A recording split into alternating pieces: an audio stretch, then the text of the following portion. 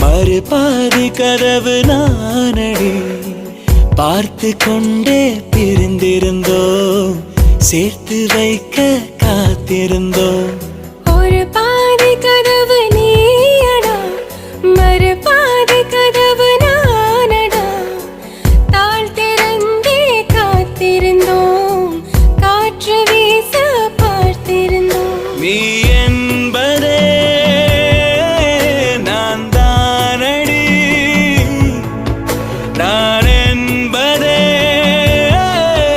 நாம் தானடி